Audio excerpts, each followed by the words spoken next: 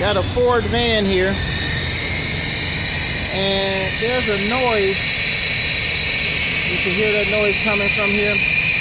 Now, we did a transmission on here. You look at these battery cables, they're not too good either. That's one need to be changed. But it's making a hissing sound. And what happens is, what we see, we take this off.